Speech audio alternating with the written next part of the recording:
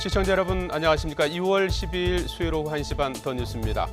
오늘 헝가리에서 아직까지 추가 실종자 소식은 전해지지 않고 있습니다. 오늘 오후에는 우리 신속 대응팀이 인양돼서 체펠섬으로 옮겨진 유람선 허블레아니호에 들어가서 실종자를 수색할 예정이라고 하는데요. 실종자 4명 여전히 남아 있습니다. 하루빨리 가족의 품으로 돌아올 수 있기를 기원하면서 오늘 뉴스 시작합니다.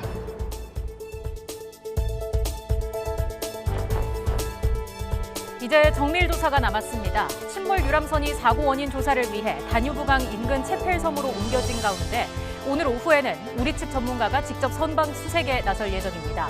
선체 인양에도 발견되지 않은 한국인 실종자 4명에 대한 수색 작업은 한층 강화됩니다. 태극전사들이 큰일을 해냈습니다. 20세 이하 월드컵 준결승에서 우리 대표팀이 에콰도르를 1대0으로 눌렀습니다. 이제 16일 새벽 이탈리아를 꺾은 우크라이나와의 결승전에서 새로운 신화 창조에 도전합니다. 전문가와 함께 결승전 전망해보겠습니다. 다시 북미 대화 재개의 기운이 감돌고 있습니다. 북유럽을 순방 중인 문재인 대통령이 조만간 북미 대화 재개를 기대하고 있다고 언급한 가운데 트럼프 대통령이 김정은 위원장의 아름답고 따뜻한 친서를 받았고 3차 정상회담이 열리기를 바란다고 밝혔습니다. 북측 조문단이 이희호 여사의 빈소를 찾을 것이라는 기대도 높아지고 있습니다. 통일부가 이희호 여사의 별세 소식을 공식적으로 북측에 알린 가운데 일본 언론은 북한이 국무위원회 부위원장급 인사를 조문단으로 파견할 것이라고 보도했습니다. 오늘부터 모든 어린이집은 3년마다 의무적으로 보육 실태에 대한 평가를 받아야 합니다. 지난해 말 영유아 보육법이 개정된 데 따른 것입니다. 평가를 거부하는 어린이집은 최대 운영 정지 처분까지 받을 수 있어 어린이집 관리가 한층 강화될 것으로 보입니다. 더 뉴스 본격적으로 시작합니다.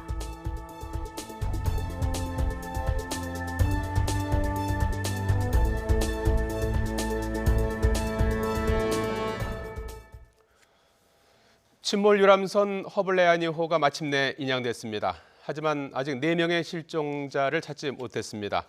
헝가리 현지 연결해서 이 소식부터 알아보겠습니다. 홍성욱 기자. 네, 헝가리 체펠섬에 나와 있습니다. 예, 체펠섬 위치가 지금 그 전에 위치하고 좀 달라진 것 같은데요. 지금은 구체적으로 어디입니까? 네, 맞습니다. 사고 지점에서 10km 정도 떨어진 곳에 지금 제가 나와 있습니다. 이 체펠섬이라는 곳인데 이 사고 인양된 선박이 바로 이곳까지 옮겨진 상황입니다. 지금 이곳은 외부인의 통제가 철저하게 이루어지고 있습니다. 폴리스 라인이 이렇게 쳐져 있고 경찰도 입구를 막아서고 있습니다. 제가 지금 서 있는 이곳에서 한 200여 미터 정도 떨어진 곳에 이렇게 인양된 선박이 정박해 있는 모습을 확인할 수 있는데요. 거리가 조금 있어서 자세한 모습을 확인할 수는 없습니다. 우리 시간으로 오늘 새벽 2시쯤 이곳에 도착을 했습니다. 도착 직후에 헝가리 측 관계자들이 선체에 진입해 추가 수색하는 모습을 확인했는데요. 조금 뒤 말씀하신 대로 우리 시간으로 오후 5시쯤 우리 신속 대응팀도 선체로 들어가 추가 수색을 벌일 예정입니다. 자, 홍 기자, 아직 찾지 못한 남은 실종자 4명이 있는데요. 추가 수색은 어떻게 이루어지고 있습니까? 네, 말씀드린 대로 추가 수색 우리 시간 오후 5시에 이루어질 예정입니다. 배 안에서 모두 4명의 실종자가 발견이 됐는데 조타실에 있는 시신은 헝가리인 선장으로 확인이 됐습니다. 3명이 한국인으로 확인이 됐는데 이 가운데 6살 여자아이도 포함됐습니다. 안타깝게도 4명의 실종자를 찾지 못했는데요. 추가 수색 당연히 이뤄져야 합니다. 헝가리 시각으로 어젯밤 우리 신속대응팀이 선체 내부 추가 수색을 시도하기도 했습니다. 하지만 헝가리 당국이 허가하지 않아 추가 수색을 하지는 못했습니다. 실종자 수색을 위한 진입이었지만 헝가리 측이 수사 참여로 오해를 했기 때문입니다.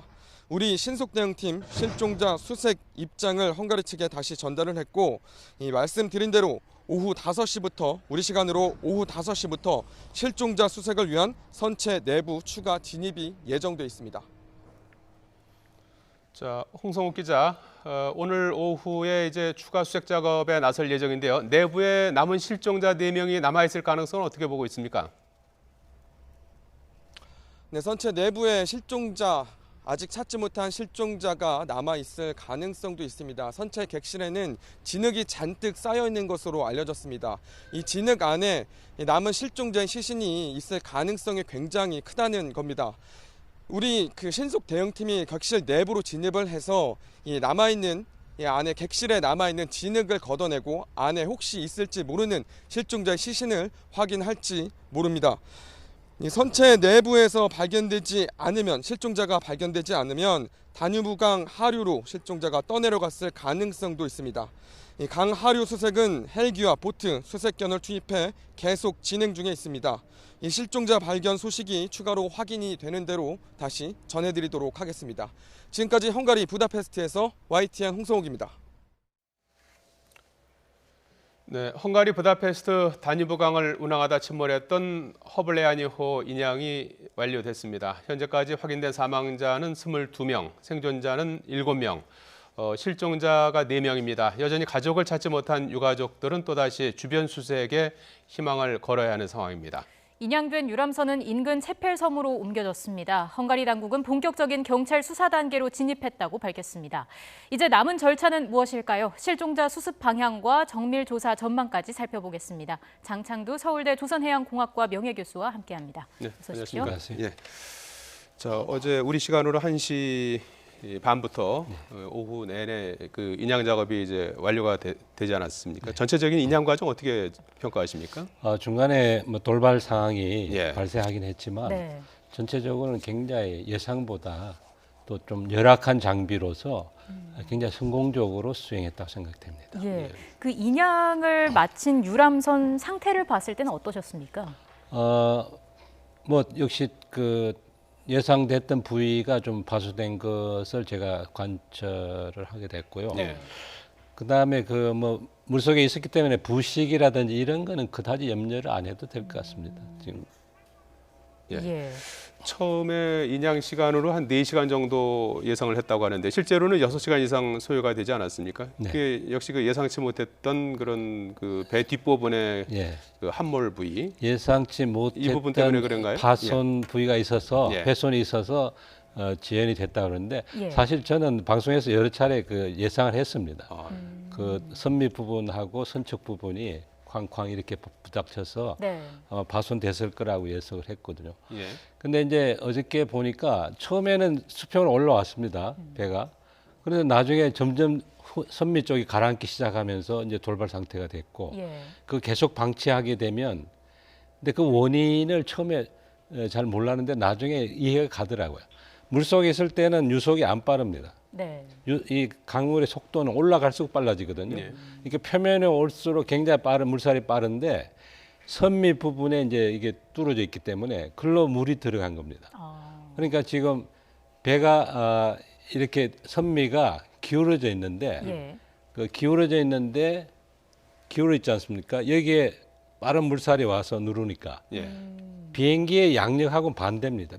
비행기는 이렇게 유체가 흘러가면 띄우죠. 네. 근데 지금 이렇게 경사돼 있기 때문에 빠른 물살이 오면은 양력하고 반대 방향으로 아래쪽으로 이렇게 누르게 된 겁니다. 예. 그래서 점점 내려갔는데 예. 그래도 상황을 빨리 파악했어요. 네. 예. 제가 저건 추가 와이어를 걸어서 어저께 보니까 그 보조 크레인이 하나 그 후크가 있더라고요. 예.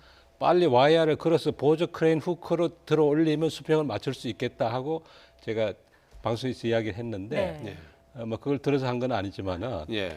그 동일한 방법으로 그 와이어 로프를 걸어서 그다음에 그 크레인 후크로 들어서 네. 그 상황을 해결을 잘 했습니다. 예. 그래서 결국 선미를 다시 들어 올려서 예. 수평을 맞추고 올라왔죠. 이런 상황을 어느 정도 애초에 예상을 좀 하지 않았을까 싶기도 제가 하네요. 여러 차례 이야기했죠. 이 배 중심하고 그다음에 이 그 크레인 후크 거는 위치가 배 무게 중심하고 동일 선상에 수직 선상이 있지 않으면 배가 돌아간다. 그러니까 뒤쪽에 무게 중심이 있으면 배가 뒤로 넘어가고요. 네. 앞쪽에 무게 중심이 있으면 앞으로 숙이게 되는데 어저께는 그거 외에 다른 돌발 상황으로 유체력에 의한 그러니까 항력이 생겨서 네. 양력의 반대로 배를 가라앉히는 이렇게 회전시키는 그런 그 현상이 생긴 건데 하여튼 돌발 상황이었지만은 그 대처를 신속하게 잘한 것 같습니다. 예. 이게 좀 조금만 늦었으면은 앞에 걸린 세 줄이 이렇게 그렇죠. 빠져나갈 벗겨지죠. 수도 있는 예, 것도 예. 있는 거죠. 경사가 심하게 되면 벗겨질 수도 있고 예. 뿐만 아니라 하중의 배분이 집중이 됩니다. 네. 균등하게 배분이 되는데 어느 한쪽에 집중하게 되면 이제 와이어로프에 부담이 가면 끊어질 수도 있고 안 좋은 상황이 발생할 수 있죠.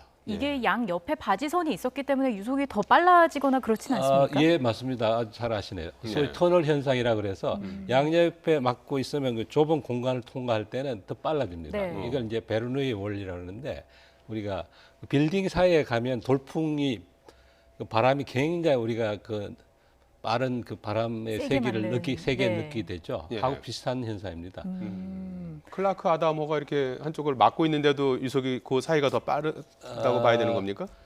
막고 있지만 강물이라는 건 이제 밑을 통과하니까. 네. 아, 그 예, 밑으로 밑에. 지나면서 예, 예. 예. 그럼 아담이 그렇게 수심이 깊지 않으니까 예. 댐처럼 물을 막을 수는 없거든요. 예. 그러니까 물이 그 배 선체 밑을 통과해서 흘러 들어오니까 예. 결국 그걸 막긴 힘들죠. 그렇게 유속이 빨랐다고 하면은 이제 수색 작업과 관련해서 실제로 그러면 그 배 안에 있던 뭐 실종자라든지 이런 유실 가능성도 그러면 있을 수 있는 건가요? 그 손상 부위로 유실될 가능성은 있습니다. 그러니까 지금 뭐 창문 쪽은 좀 조치를 하고 출입문 조치를 했다고 그러는데 예. 그 다른 그 충격에 의해서 뚫린 부위는 유체가 빨리 흘러가면 예. 안에 게 이렇게 나오죠. 그 압력의 차이로 인해서 예. 나오게 됩니다. 그래서 일부 유실될 가능성이 있기 때문에 네. 따라서 그 선체 침몰 부위의 위치에 아마 추가 수색이 필요할 겁니다. 지금 저 창문에 세막대기를 이렇게 세로로 예. 이제 수색대가 들어가서 이제 아마 가라앉아 있을 때 이제 잠수부들이 들어가서 한 작업한 예. 것 같은데요. 맞습니다. 충분하다고 보십니까? 유실에 대비한 걸로는 좀 미흡하다는 그런 그물이나 이런 걸 좀 했어야 되는 거 아니냐 그런 지적도 있는 그물망이 것 더 같아요. 나았었죠. 사실은 그 좀 엉성하지 않느냐 좀- 이런 좀 지적인데요. 그 틈새가 유리가 깨어져 있다면 예. 그 틈새로 유실이나 유류품이 유실될 가능성은 좀 있었던 것 같습니다. 예. 인양 전에 수중 선체 수색을 통해서 실종자를 모두 수습한 후에 인양했어야 한다 이런 목소리도 나오고 있는데 이건 어떻게 보시는지요? 저도 그걸 조금 주장했던 편인데요. 네. 뭐 헝가리 당국에서 안전을 우선하니까 근데 그 부분은 어쩔 수 없었다고 보고요. 헝가리 당국에서 예. 이제 아마 만류를 한 건가요? 한국 같았으면 아마 잠수사가 약간의 위험을 그 무릅쓰고 들어갔을 겁니다. 예. 그런데 그게 선체 바깥에서 빠른 유속에서 계속 작업을 한다면 네. 그거는 할 수 없는 거죠. 허용해서는 안 되는 겁니다. 예. 예. 그런데 배 안에 들어가 버리면 정체돼 있거든요. 아, 그 안에서는 물이 안 흘러요. 예. 그 유속하고 아무 상관이 없어요. 그러니까 배 안에 들어갈 때까지만 좀 견디면 예. 안에 들어가서는 유속이 없으니까 사실 뭐 깊지는 않기 때문에 수색을 할 예. 수도 있다 하고 저는 판단을 하고 네. 그쪽을 좀 권장했었습니다. 예. 그런데 뭐 헝가리 당국에서 허락을 안 하니까 일단 실종자 가족 4명의 이제 실종자가 지금 남아 있는데 실종자 가족 입장에서는 무척 아쉬운 대목이 아닐 수가 없을 텐데요. 자, 도대체 어디에 지금 추가적인 실종자가 있을 걸로 봐야 되는 겁니까? 일단 그 선체는 이제 선수 쪽이나 이런 쪽은 굉장히 좁아지고 좀 그 뭐 이 골조 소위 그 늑골 같은 것도 있고 해서 네. 거기에 이제 그 지금 이 진흙이 많이 이제 뻘이 쌓이지 않았습니까?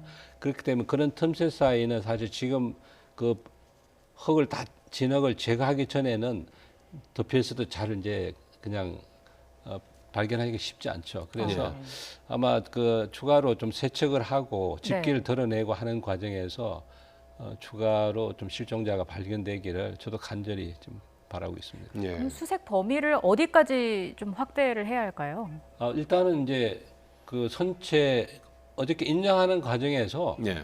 뭐 수중에서나 또는 그 과정에서 일부 유실됐을 가능성이 없지 않아 있습니다. 네. 그래서 지금 빨리 그 자리 그 침몰했던 자리, 지금 인양한 자리에 다시 아마 추가 수색을 할 필요가 있습니다. 예. 그다음에 또 하나는 다리 침몰 지점에 예예. 있을 아니 가능성도 배에서 이제 유실이 돼서 예. 그 주위에 있을 있을 가능성이 있기 가능성도 때문에 해야 있고요. 되고 예.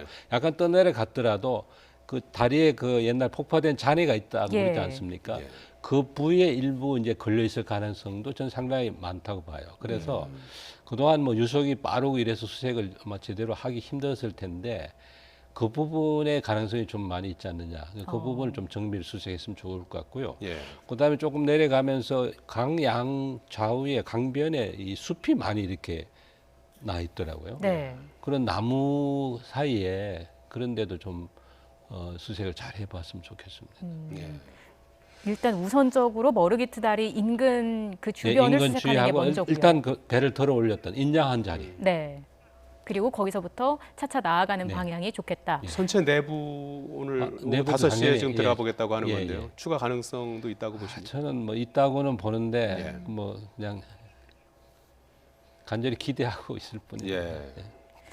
지금 보면 유람선 높이가 5.4m에 불과한 상황입니다. 네. 상당히 소형 선박이라고도 하던데 선체 내 추가 수습 가능성에 대한 회의론도 물론 나오고 있는 상황이에요. 어떻게 보시는지요? 어저께 대충 저는 갑판에서 그 연이어서 네, 발견되면서 실종자가 발견되면서 뭐 그러면 전원 다 나오는 게 아닌가 선실에는 더 싶었어요. 예. 희망이 가능성이 예. 많겠다 하고 예. 희망을 걸었는데 1차 수색 결과는 조금 실망스럽습니다. 그래도 뭐 포기하지 않고 정밀 수색을 해봐야죠. 예. 예.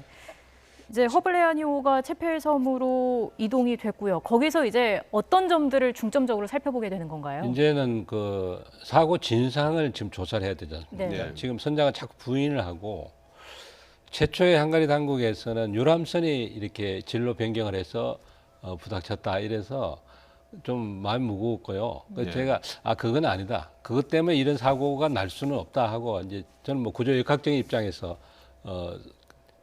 아닐 거다 하고 단정을 했고요. 예. 그 뒤늦게 이제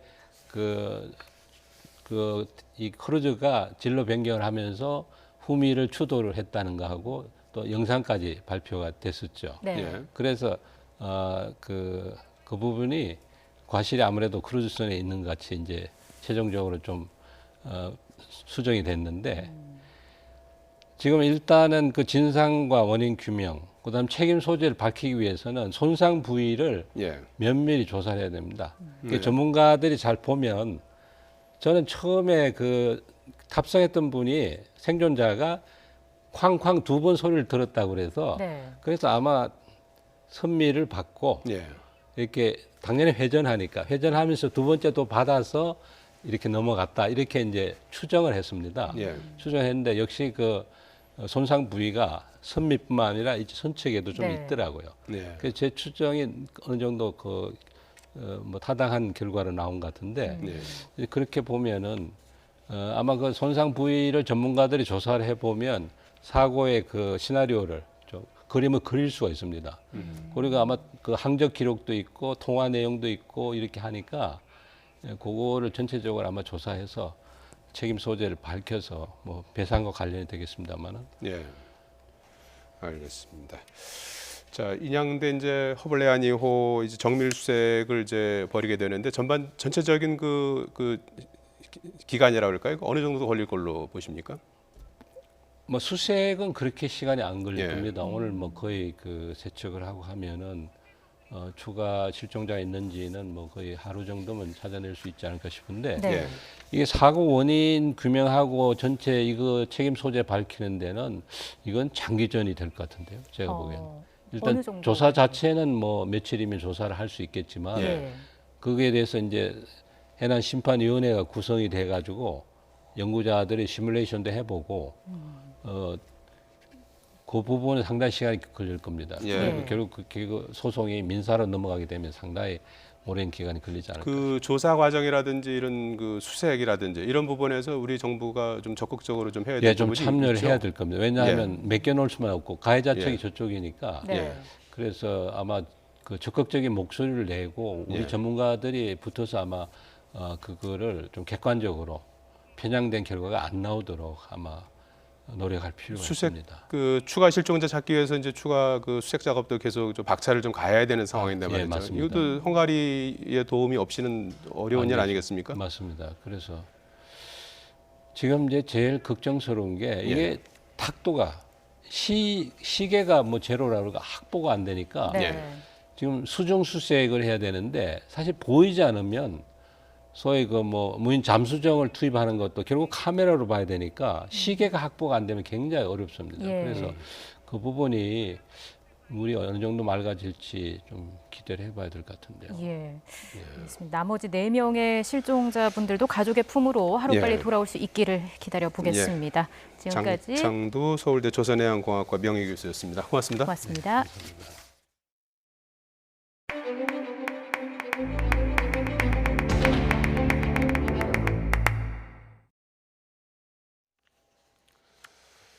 예, 고 이희호 여사 빈소에는 오늘도 조문 행렬이 이어지고 있습니다. 특히 북한이 조문단을 파견할지 관심인데요. 정치권 일각에서는 북한이 조전과 조화만 보내기로 했다는 소식이 전해진 가운데 장례위원회는 정부의 공식적인 발표를 기다리고 있습니다. 현장에 취재기자 연결합니다. 이경국 기자. 네, 신촌 세브란스 병원 장례식장에 나와 있습니다. 예, 오늘도 이른 아침부터 많은 조문객이 빈소를 찾고 있다고요. 네, 그렇습니다. 오늘 조문은 오전 9시부터 시작이 됐습니다. 이른 시간부터 여야 정치인들과 재계 인사 그리고 많은 시민들의 조문 행렬이 이어지고 있는 상황입니다. 이 김명수 대법원장도 빈소를 찾았는데요. 이 여사의 민주화와 여성 그리고 평화 통일을 향한 헌신과 업적을 모두가 알고 있다면서 부디 평안한 길을 가길 빈다고 밝혔습니다. 앞서 김영삼 전 대통령의 아들인 김현철 김영삼 민주센터 상임이사도 빈소를 찾았습니다. 김 이사는 이 여사가 김대중 전 대통령의 반려자이자 정치적 동지였다면서 여성 인권 신장에 한평생 헌신했다고 말했습니다. 전두환 씨의 부인 이순자 씨도 오전 이른 시간에 빈소를 찾아 헌화한 뒤 돌아갔습니다. 이 북한 조문단이 이 여사의 빈소를 찾을지도 관심인데요. 하지만 예상과 달리 북한이 조문단을 보내지 않고 조전과 조화만 전달하기로 했다는 소식이 일부 언론을 통해 전해지기도 했습니다. 이와 관련해 장례위원회 측은 북한이 어떤 식으로 조의를 표현할지 공식적으로 전달받은 내용이 없다고 밝혔습니다. 장상 장례위원회 공동위원장이 조금 전부터 기자 간담회를 진행하고 있는데요. 여전히 정부의 공식 발표를 기다리고 있는 입장인 것으로 보입니다. 또 다른 장례위원회 관계자도 정말 조화나 조전만 오는 것인지 그렇다면 어떤 경로로 조화가 전달될지 등 파악하고 있는 내용이 아직은 없다고 설명을 했습니다. 이런 가운데 오전 11시 반에는 이 여사의 입관 예배가 진행이 됐습니다. 엄숙한 분위기 속에 예배에 참석한 유가족들은 눈물을 흘리기도 했습니다. 추모 물결이 이어지는 가운데 모레 아침에는 신촌 창천감리교회에서 장례 예배가 엄수되고 이후 이 여사는 동교동 사저에 들른 뒤 국립서울현충원의 김대중 전 대통령 묘소에 합장돼 영면에 들게 됩니다. 지금까지 신촌 세브란스 병원 장례식장에서 YTN 이경국입니다. 고 이희호 여사의 별세 소식에 북한은 조문단 파견 대신에 판문점을 통해 조화와 조전을 보내겠다고 알려온 것으로 전해졌습니다. 다만 김현철 통일부 장관은 아직은 확정적으로 말하기 곤란하다고 답변해서 조문단 파견을 위해서 남북 간의 조율이 진행되고 있는 것으로 보입니다. 취재기자 연결합니다. 조은지 기자. 네, 국회입니다. 예, 부음 소식을 보낸 지 만 하루가 지났는데요. 북측의 답신이 아직은 없습니까? 네, 아직 공식 답변이 없는 것 같습니다. 남북 관계가 소강 국면이지만 정부는 북측이 조전 발송이나 조문단 파견 등을 통해 직접 조의를 표해올 가능성을 주시하며 여러 경우를 대비하고 있습니다. 김현철 통일부 장관은 당정협의회에 앞서 정부 관계자들의 대화에서 북한에서 아직 답이 안 왔다고 대답했고 이후 기자들에게도 조금 더 기다려달라며 말을 아꼈습니다. 장관님, 그 조문 관련은 아직 연락 없죠? 지금은 좀 말씀드리기가 좀 그래서 좀만 기다려주시면 좋을 것 같습니다.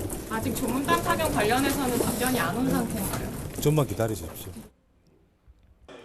네, 하지만 복수의 국회 소식통에 따르면 북측은 조문단을 파견하는 대신 판문점을 통해 조화와 조전을 전달하겠다고 이미 통보한 것으로 전해졌습니다. 외교통일위원장인 한국당 윤상현 의원도 북한이 조문단을 보내지 않겠다는 입장을 전해왔다고 방금 SNS에 썼습니다. 하지만 경색된 남북, 북미 관계 또 북한 식량 지원 등과 맞물려 조문단 파견을 위한 남북 간 조율이 계속 진행 중인 것으로 보입니다. 국가정보원도 국회 정보위원회에 조문단 방문 여부는 확인이 더 필요하다고 공식 입장을 전해왔습니다. 자, 조은지 기자, 거듭되는 국회 정상화 협상, 오늘은 결실을 좀 볼 수 있을까요? 네, 여야 3당 지도부 분위기는 타결 임박으로 보이는데 장외의 기싸움은 계속되고 있습니다. 더불어민주당 이해찬 대표는 국회가 이 지경이 된 원인은 자유한국당이 국회법을 어기고 패스트트랙을 물리력으로 막았기 때문이라며 이들이 거꾸로 여당 책임이라고 항변하는 모습이 너무 뻔뻔하다고 꼬집었습니다. 이인영 원내대표도 국회를 열자는 정당만이라도 시작하라는 국민 여론이 50%를 넘었다며 한국당이 외면하지 말라고 경고했습니다. 그러면서도 추가 경정 예산안이 49일째 처리되지 못하고 있다며 합의 처리 노력을 약속했습니다. 최고의 정성을 담아 간절한 마음을 전합니다. 자유한국당이 국회로 돌아오면 자유한국당의 안을 포함해서 처음부터 논의에 임한다는 정신으로 합의 처리를 위해서 최선을 다해 노력하겠습니다. 네, 한국당은 정부 여당이 날치기 패스트트랙으로 자신들을 국회 밖으로 몰아냈다면서 잘못된 정책 땜질용이자 총선용 엉터리 추경 심사 때문에 국회를 열어야 하냐고 반문했습니다. 특히 여야 협상이 안 되는 원인은 청와대라고 지적했는데 야당 탓을 하고 순방을 떠난 대통령에 이어 어제 강기정 정무수석의 정당 해산 청원 답변에 불편한 심기를 드러냈습니다. 우리 당이 해산해야 될 정당 요건에 다 해당이 되고 그런데 청와대가 참고 있다. 야당을 국정 파트너로 생각하십시오. 민심을 똑바로 읽으십시오. 네, 중재자인 바른미래당 오신환 원내대표는 정상화 골문에 조금씩 가고 있다고 기대감을 드러냈습니다. 합의 문구 조율과 특별위원회 연장 문제에 대해 수시로 또 물밑에서 접촉을 이어가고 있다면서도 정부가 제시한 추경은 재정 건전성을 망가뜨리는 빚내서 하는 추경이라며 반대 입장을 분명히 했습니다. 지금까지 국회에서 YTN 조은지입니다. 지난해 싱가포르에서 북미 정상회담이 열린 지 오늘로 꼭 1년이 됐습니다. 당시 두 정상이 제시한 한반도 평화와 비핵화의 희망찬 청사진은 언제쯤 빛을 볼까요? 강정규 기자입니다. 1년 전 싱가포르에서 처음 손을 맞잡은 북미 정상. 새로운 양국 관계 수립을 비롯한 4가지 합의안에 서명하면서 대화를 통한 비핵화의 문을 힘차게 열었습니다. I feel really great. We're going to have a great discussion and I think tremendous success. They'll be tremendously successful. And it's my honor. 그릇된 분쟁과 관행들이 우리 때로는 우리 눈과 귀를 가리우기도 했는데 우린 모든 것을 이겨내고 이 자리까지 왔습니다. 북한이 핵실험과 미사일 발사를 멈춘 데 이어 미군 전사자 유해 송환이 이루어졌고 이에 상응해 한미연합훈련도 잇따라 취소되거나 미뤄졌습니다. 9월 평양에서 열린 남북 정상회담에서는 조건부 영변 핵시설 폐기라는 중재안이 도출되기도 했습니다. 미국의 상응 조치에 따라 영변 핵시설의 영구 폐기와 같은 추가적 조치도 취해 나가기로 했습니다. 하지만 싱가포르 선언 3조, 비핵화 역속의 이행 방안을 논의하기 위한 2차 북미 정상회담은 해를 넘기도록 열리지 못했습니다. 북한의 실질적인 비핵화 조치와 미국의 제재 완화라는 협상의 조건을 두고 접점을 찾지 못한 겁니다. 결국 김정은 위원장이 신년사를 통해 미국에 손을 내밀었고 트럼프 대통령이 호응하면서 두 번째 만남이 성사됐습니다. 그러나 톱다운 방식으로 추진된 하노이 회담은 아무런 성과 없이 끝나고 말았습니다. 민수 경제와 인민 생활에 지장을 주는 항목들만 먼저 해제하라는 것입니다. Still leaves missiles, still leaves warheads and weapon systems. So there's a lot of other elements that we just couldn't get to. 미국은 더욱 완고한 일괄 타결 방식으로 돌아섰고 북한 역시 단계별 동시 행동 원칙만 고집하고 있습니다. 내년부터 미국이 대선 체제에 돌입하는 만큼 북한도 올 연말을 협상 시한으로 못 박았지만 양보 없는 대치 속에 꼬일 대로 꼬인 협상의 실타래는 풀릴 기미가 보이지 않습니다. YTN 강정규입니다. 이런 가운데 도널드 트럼프 미 대통령이 김정은 북한 국무위원장으로부터 친서를 받았다고 공개했습니다. 싱가포르 북미 정상회담 1주년과 맞물려서 꽉 막혀있던 비핵화 협상에 물꼬를 트는 신호일지 주목됩니다. 워싱턴 김희준 특파원입니다. 아이오와주 행사를 위해 백악관을 떠나던 트럼프 대통령. 김정은 위원장의 아름다운 친서를 받았다고 전격 공개했습니다. 받은 시점은 전날이라면서도 그 내용은 밝히지 않았습니다. I just received a beautiful letter from Kim Jong-un. I can't show you the letter, obviously, but it was a very personal, very warm, very nice letter. I appreciate it. 이어 김정은 위원장과의 신뢰를 과시하며 북한의 경제적 잠재력도 재차 평가했습니다. We have a very good relationship together. Now I can confirm it because of the letter I got yesterday.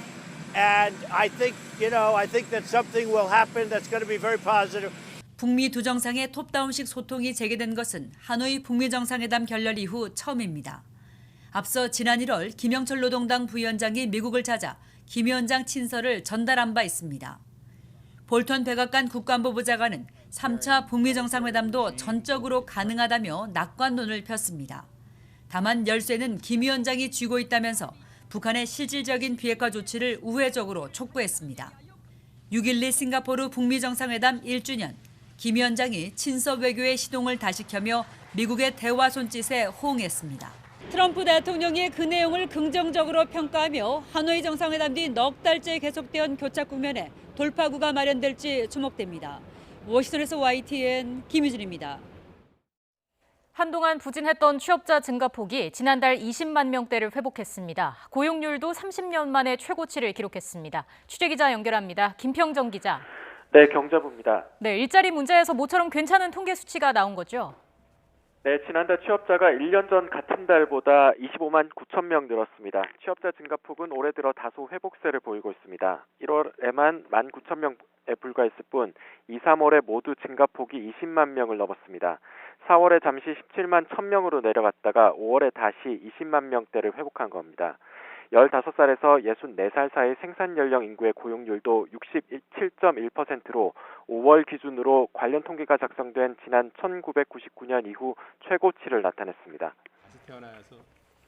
네, 그런데 세부적으로 들여다보면 긍정적으로만 보기는 어려운 측면도 있다고요.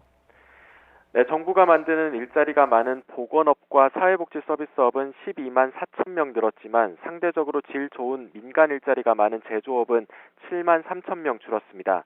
제조업 취업자는 지난해 5월부터 감소세를 계속 이어가고 있습니다. 한창 일할 나이인 30대와 40대 취업자 감소가 이어지는 가운데 지난달 실업자 수는 114만 5천 명으로 5월 기준으로는 지난 2000년 이후 가장 많았습니다. 잠재적 실업자가 포함된 청년층 확장 실업률도 24.2%로 5월 기준으로 최고치를 기록했습니다. 통계청 역시 전체 취업자 증가폭이 올라간 것은 다행이지만 제조업 취업자 감소세가 계속되는 것은 우려된다면서 긍정과 부정적 요소가 혼재돼 있다고 평가했습니다. 지금까지 경제부에서 YTN 김평정입니다. 오늘부터 모든 어린이집은 3년마다 의무적으로 보육 품질을 평가받아야 합니다. 평가를 거부하면 시정 명령 뒤 운영 정지 처분까지 받게 됩니다. 보도에 김정회 기자입니다. 시내 한 어린이집을 평가 담당관이 찾았습니다. 어린이집 운영과 관련된 서류들을 점검하고 교실에 들어가 연령대별 수업 방식도 살핍니다. 오늘부터 전국의 모든 어린이집은 3년마다 이런 평가를 받아야 합니다. 규모가 작거나 원하지 않으면 안 받아도 됐던 보육 평가가 의무제로 바뀌었기 때문입니다. 그 시설들이 모두 다 평가에 참여하게 돼서 저희가 제공하는 59개의 지표를 점검하고 컨설팅을 받고 하는 그런 것이 가장 큰 의미라고 하겠습니다. 기존 평가 항목 중 일부는 강화하고 일부는 새로 만들어 반드시 지키도록 했습니다. 영유아 권리 존중은 필수 평가 지표로 삼고 등하원 안전, 식자재 위생은 준수를 강조했습니다. 특히 등하원 안전은 통학버스 운전자나 교사 등의 부주의로 인한 사고가 끊이지 않아 등원 여부 확인과 안전 교육 의무 조항을 새로 만들어 꼼꼼히 챙기도록 했습니다. 평가 결과는 A, B, C, D 4등급으로 매기는데 하위 CD 등급은 3년이 아닌 2년 주기로 다시 평가하고 컨설팅도 합니다. 정부는 이번 평가제 시행으로 보육 서비스의 질이 확보되고 영유아를 위한 교육 환경이 개선될 것으로 기대하고 있습니다. 의무제로 바뀐 후 첫 평가 대상은 지금까지 평가 인증을 안 받았거나 인증 유효기간이 만료되는 어린이집이 될 예정입니다. 평가를 거부하면 시정 명령 후 운영 정지 처분됩니다. 어린이집 평가 등급은 아이사랑 포털에 공개될 예정입니다. YTN 김정희입니다. 전체 국민의 8.4%가 최근 6개월 동안 한 번 이상 전신 마취제인 프로포폴을 사용한 경험이 있는 것으로 조사됐습니다. 식품의약품안전처가 지난해 10월부터 6개월 동안 취급된 493만 건의 마약류 통합관리 시스템 빅데이터를 분석한 결과 이같이 나타났습니다. 이 기간 의료용 마약류를 사용한 전체 환자는 1,190만 명이었으며 이 가운데 36%인 433만 명이 프로포폴 사용자였습니다. 프로포폴 사용량은 남성보다 여성이 많았고 40대가 가장 많았습니다. 식약처는 프로포폴 등을 처방한 환자 수와 사용량 등을 분석한 서한을 처방 의사에게 발송하기로 했습니다. 식약처는 의사가 본인의 프로포폴 처방 내역을 확인하고 점검할 수 있어 프로포폴의 적정 사용을 유도하는 데 기여할 것으로 기대했습니다. 네, 수요일 오후 더 뉴스 함께하고 있습니다. 침몰 유람선 허블레아니호가 마침내 인양됐죠. 하지만 아직까지 4명의 실종자 추가로 찾았다는 소식은 전해지지 않고 있습니다. 헝가리 현지 연결해서 자세한 소식 알아보겠습니다. 홍성욱 기자. 네, 헝가리 부다페스트 체펠섬에 나와 있습니다. 예, 체펠섬. 지금 있는 곳이 침몰 유람선이 바지선에 실려져서 옮겨진 장소죠? 네, 맞습니다. 침몰된 유람선이 인양돼서 바로 이곳으로 옮겨졌습니다. 사고 지점에서 한 10km 정도 떨어진 곳인데요. 어제 많은 분들이 이 선박이 인양되는 모습을 YTN 뉴스 특보를 통해서 확인하셨을 텐데요. 지금 이곳은 완벽하게 외부인 통제가 이루어지고 있습니다. 경찰 폴리스 라인이 쳐져 있고 경찰도 이렇게 입구를 지키고 있습니다. 제가 지금 있는 이곳에서 이 사고 선박이 한 200m 정도 떨어져 있어서 자세한 모습이 나와 있지는 않은데요. 지금 계속 여기서 좀 대기를 하다 보니 관계자들이 선박 내로 접근하는 모습을 좀 확인을 하기도 했습니다. 우리 시간으로 오늘 새벽 2시쯤 이곳에 선박이 도착을 했습니다. 도착 직후에 헝가리 측 관계자들이 선체에 진입해 추가 수색을 하는 모습도 확인을 했습니다. 우리 시간으로 오후 5시쯤에는 우리 신속 대응팀도 선체로 들어가 추가 수색을 벌일 예정입니다. 자, 홍성욱 기자, 아직 찾지 못한 실종자가 4명이 있는데요. 지금이 바로 추가 수색의 이제 골든타임이 아닐까 싶습니다. 추가 수색 작업은 어떻게 진행이 되고 있습니까? 네, 배 안에서 모두 4명의 실종자가 어제 발견됐습니다. 그리고 남아있는 이 가운데는 1명은 헝가리인 선장으로 확인됐고 3명은 한국인으로 확인됐습니다. 남아있는 실종자는 4명입니다. 이 추가 수색 당연히 이뤄져야 합니다. 헝가리 시각으로 어젯밤 우리 신속 대응팀이 선체 내부에 추가 수색을 시도했는데 헝가리 당국이 허가하지 않아 추가 수색을 하지는 못했습니다. 실종자 수색을 위한 진입이었지만 헝가리 측이 수사 참여로 오해했기 때문입니다.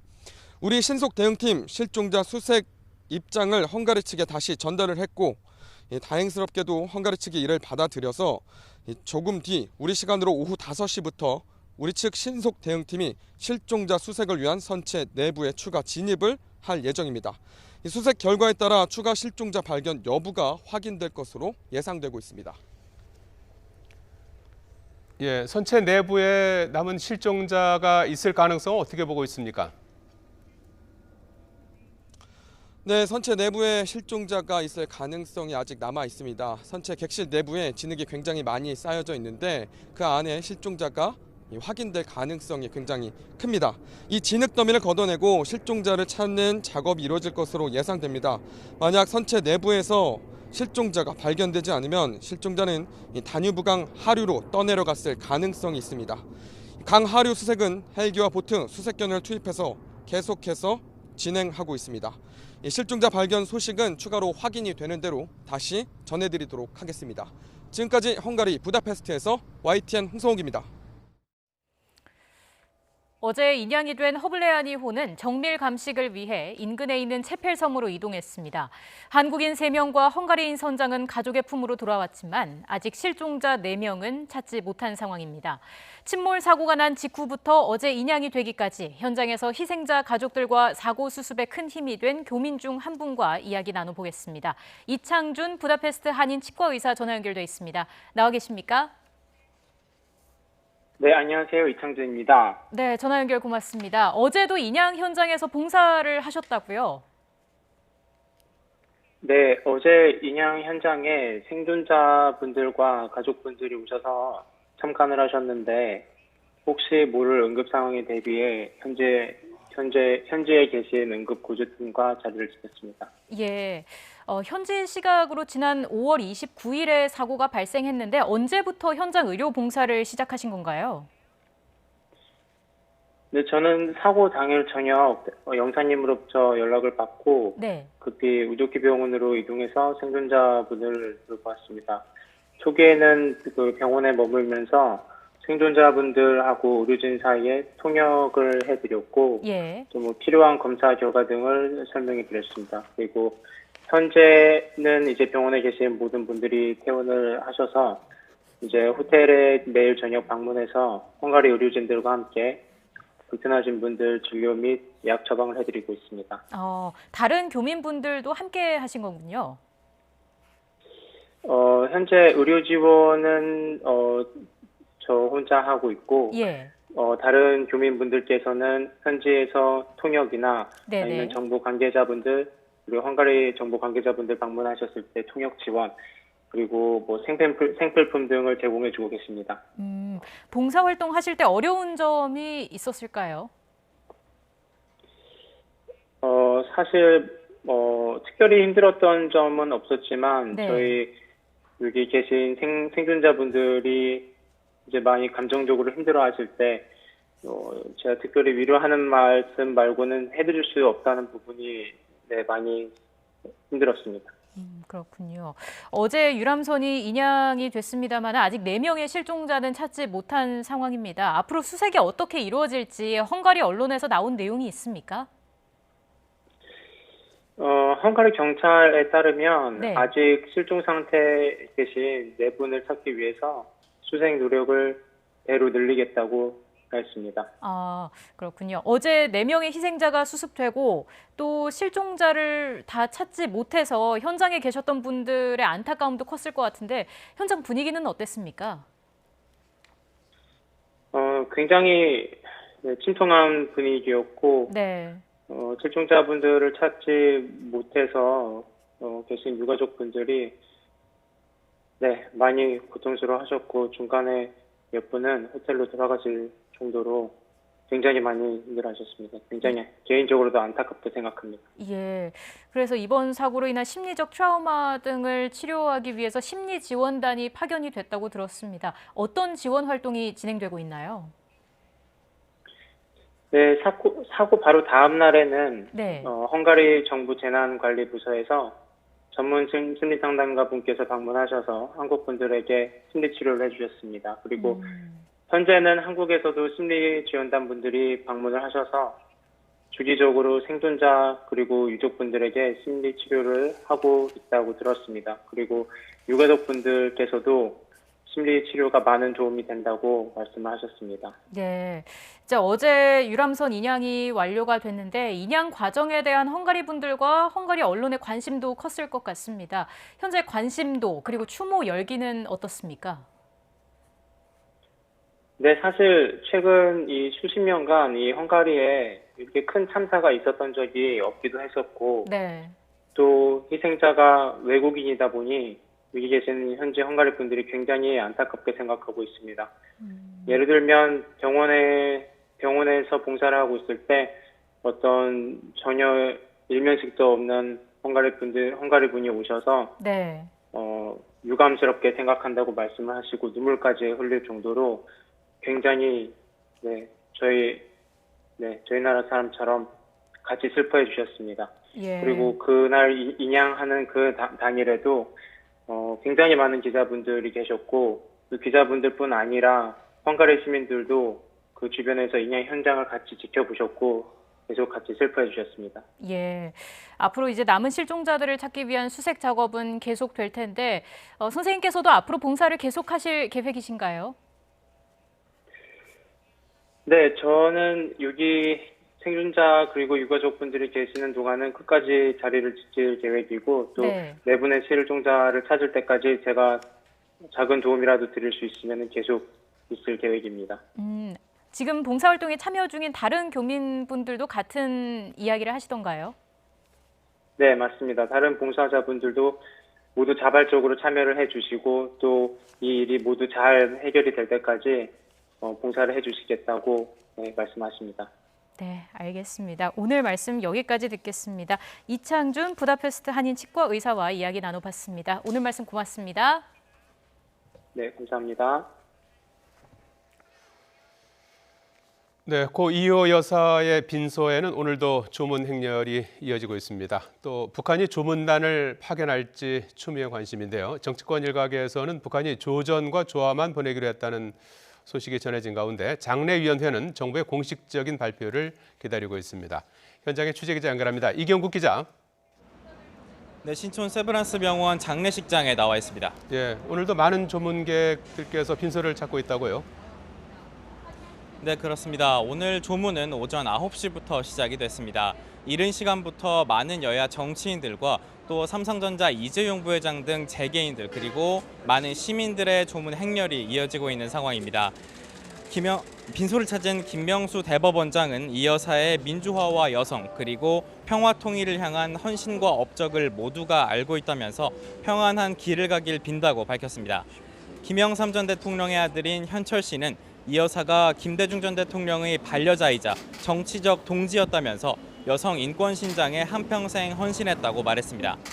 전두환 씨의 부인 이순자 씨도 이른 시간에 빈소를 찾아 헌화한 뒤 돌아갔습니다. 조금 전 장상 장례위원회 공동위원장의 기자 간담회가 진행됐는데요. 이 여사가 여성 권익이란 말이 없던 때부터 이를 평등하고 공정하게 실행하기 위해 노력했다며 여성, 인권 그리고 민주화 운동까지 운동이라는 단어가 모두 고인에게 달려있다고 말했습니다. 이런 가운데 북한 조문단이 이 여사의 빈소를 찾을지도 관심인데요. 북한이 조문단을 보내지 않고 조전과 조화만 전달하기로 했다는 소식이 전해지기도 했습니다. 이와 관련해 장례위 측은 북한이 어떤 식으로 조의를 표할지 공식적으로 전달받은 게 없다고 밝혔습니다. 장상 장례위원장도 기자간담회에서 북한이 남북관계를 더 적극적으로 이끌어갈 수 있는 조치를 결정하길 바란다고 말했습니다. 이런 가운데 오전 11시 반에는 이 여사의 입관 예배가 진행됐습니다. 엄숙한 분위기 속에 유가족들은 눈물을 흘리며 고인을 그리워했습니다. 모레인 금요일 아침에는 신촌 창천감리교회에서 장례 예배가 엄수됩니다. 이어 이 여사는 동교동 사저에 들른 뒤 국립서울현충원의 김대중 전 대통령 묘소에 합장돼 영면에 들게 됩니다. 지금까지 신촌 세브란스 병원 장례식장에서 YTN 이경국입니다. 청와대는 6.12 싱가포르 북미 정상회담 1주년을 맞아 김정은 북한 국무위원장이 트럼프 미국 대통령에게 친서를 보낸 것에 대해 미리 알고 있었다고 밝혔습니다. 윤도한 청와대 국민소통수석은 기자들에게 문자를 보내 이같이 설명하고 친서의 내용 등 그 이상에 대해선 밝히지 않겠다고 선을 그었습니다. 앞서 트럼프 대통령은 김정은 북한 국무위원장으로부터 따뜻한 친서를 받았다고 밝히면서 아주 긍정적인 무언가가 일어날 것으로 본다고 말했습니다. 국회 정상화를 위해 여야가 막판 협상을 벌이고 있는 가운데 더불어민주당 이인영 원내대표는 패스트트랙 법안을 합의 처리할 수 있도록 노력하겠다고 밝혔습니다. 이 원내대표는 오늘 국회에서 열린 확대 간부회의에서 자유한국당이 국회에 돌아오면 한국당의 안을 포함해서 처음부터 논의에 임한다는 정신으로 패스트트랙에 올려진 법안의 합의 처리를 위해 노력하겠다고 말했습니다. 이어 서로 불신과 남은 상처가 크지만 조금씩 상대에게 공간을 내어줄 수 있어야 한다며 너무 많이 이기려 하면 돌아올 것은 대결과 갈등의 길뿐이라고 강조했습니다. 자유한국당 나경원 원내대표는 청와대와 문재인 대통령이 야당을 인정하지 않고 있다며 싸우려고 하지 말고 국정 파트너로 생각하라고 촉구했습니다. 나 원내대표는 오늘 국회에서 열린 원내대표 중진 연석회의 이후 기자들과 만나 청와대와 여당이 야당을 향해 무조건 복귀해 추경을 통과시켜 달라고만 한다며 이같이 비판했습니다. 이어 국회 정상화를 위해서는 현 정부의 경제정책 기조를 바꾸고 선거법 개정안 등 패스트트랙 절차가 진행 중인 법안들에 대해 강행하지 않겠다는 의지가 표명돼야 한다고 강조했습니다. 삼성 바이오로직스 분식 회계와 관련한 증거인멸을 주도한 혐의로 검찰에 소환된 정현호 삼성전자 사업지원 TF 사장이 17시간이 넘는 조사를 받고 오늘 새벽 귀가했습니다. 정 사장은 증거인멸 관여 의혹 등을 대부분 부인하는 것으로 알려졌는데 검찰은 구속영장 청구 여부를 검토하고 있습니다. 박기환 기자입니다. 정현호 삼성전자 사업지원 TF 사장이 지친 표정으로 검찰청사를 빠져나옵니다. 증거인멸 지시 등을 묻는 취재진의 질문에도 아무 대답 없이 차를 타고 귀가했습니다. 증거인멸 지시한 거 인정하시나요? 이재용 부회장에게 증거인멸이나 지분제매 보고됐습니까? 이재용 부회장의 최측근인 정 사장은 과거 미래전략실에 이어 그룹 경영총괄 컨트롤타워로 불리는 삼성전자 사업지원 TF를 이끌고 있습니다. 검찰은 정 사장을 상대로 삼성 바이오로직스와 자회사 바이오에피스의 내부 회계 자료 등에 대해 그룹 차원의 증거인멸을 직접 지시했는지 집중 추궁했습니다. 검찰은 증거인멸 배경에는 이재용 부회장의 삼성그룹 승계 작업이 있다고 보고 있습니다. 특히 지난해 5월 잇따라 열린 그룹 수뇌부 회의에서 이 부회장이 직접 보고받고 지시했는지도 캐물은 것으로 알려졌습니다.